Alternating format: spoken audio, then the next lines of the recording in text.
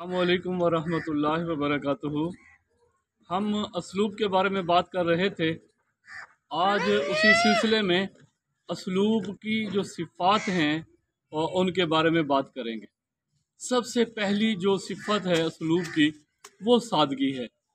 शायरी में भी ये बात की जाती है और नसर में भी ये बात की जाती है। सादगी का मकसद तो ये है कि कोई हम तहरीर पढ़ें या कोई और चीज़ जिस तरह शायरी हो या फिर किसी की नज़म हो, अगर हम उनको पढ़ें तो फ़ौरन हमें जो समझ आ जाए। बाज़ औक़ात ऐसी कुछ पेचीदा चीज़ें होती हैं जो हमारी समझ में नहीं आती और वो आम फ़हम भी नहीं होती, और फिर मुख्तलिफ़ चीज़ों का सहारा लेना पड़ता है, जैसे लुग़त वग़ैरह हो गई, या जो फिर कुछ बड़े हमारे हजरात होते हैं उनसे भी कुछ ना कुछ पूछने का फिर मौका मिलता है।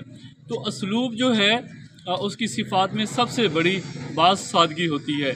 शायरी में भी ये बात पसंद की जाती है और सादगी में जो है वो ये चीज़ देखी जाती है कि जो लिखारी है या मुसन्निफ़ है वो किस तरह अपने मुद्दे को बयान कर रहा है, और अल्फाज का चुनाव है वो किस तरह वो उनका चुनाव जो है वो किस तरह किया है उन्होंने, और उसका इस्तेमाल किस तरह कर रहा है। जितनी भी आम फहम बात होगी वो बात फिर सादगी में भी आती है।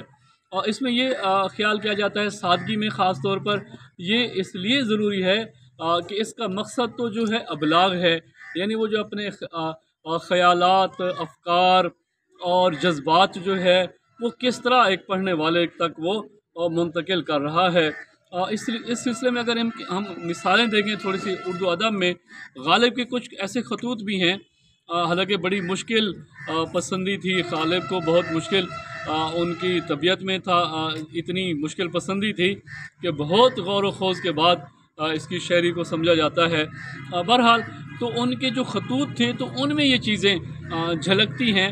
और फिर इसी तरह जो हाली हैं उनकी अगर नसर को देखें या फिर हम सर सैयद अहमद की जो नसर को हम देखें तो ये चीज़ें उनके यहाँ हमें सादगी की बड़ी बेहतरीन मिसालें हैं। और सादगी से एक तो ये होता है कि ऐसी बात नहीं है कि सादगी से बिल्कुल सादा हो, कोई उसका ना उसका असर भी ना हो, नहीं, उसमें असर भी मौजूद हो और उसमें दिलकशी भी मौजूद हो और उसमें खूबसूरती भी हो, और बल्कि कुछ वो अपना असर भी करे। ये चीज़ें फिर सादगी में आती हैं। एक और चीज़ है इसी में इख्तसार, अगर यानी मुख्तसर करना या मुख्तसर किसी बात को मुख्तसर बताना, ये इख्तसार में आता है। लेकिन जो हमारे बड़े हैं, ख़ासतौर पर जो अदीब हजरात हैं हमारे, तो बहरुल फसाहत एक किताब थी, उसमें बड़ा खूबसूरत उन्होंने कहा था कि जो है असल एक चीज़ होती है, जो यानी जो मुराद होती है या मुद्दा होता है, उसका वो उसको किस तरह बयान किया जाता है। यानी एक जो असल बात है वो उसको उसको मसावी भी कहते हैं। इन अल्फाज को फिर मुसावात का हम नाम देते हैं, और ये जिसमें यानी मुद्दा बयान किया जाता है। और एक चीज़ होती है ईजाज़। ईजाज़ तो ये होता है कि उस मुद्दे में से कुछ अल्फाज जो हैं वो कम कर दिए जाएं तो वो ईजाज़ कहलाते हैं। और फिर जो है अगर मुद्दा बयान करते हुए कुछ अल्फाज बढ़ाने पड़ें जो ज़रूरी भी ना हों और गैर ज़रूरी भी ना हों, तो जो लफ्ज़ बड़े होंगे उनको इख्तसार कहा जाता है। ये यानी ऐसी एक तो एजाज मुख्तसर चीज़ को कहा जाएगा।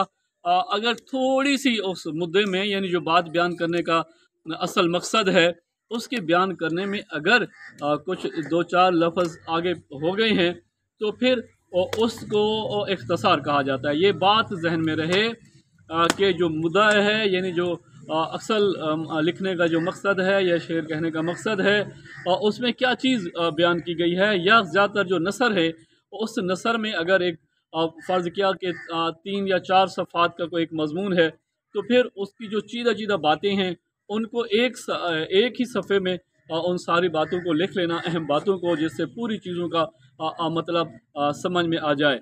और फिर उसी को अगर हम मज़ीद मुख्तसर कर लें, यानी वो जो 3 सफ़ात को एक सफ़ा कर लिया वो तो इजाज़ हो गया, और अगर इसमें कुछ चीज़ें वजाहत तलब हैं और उनको अगर हमने दो चार लाइनें और बढ़ा दी तो फिर ये इख्तसार हो गया।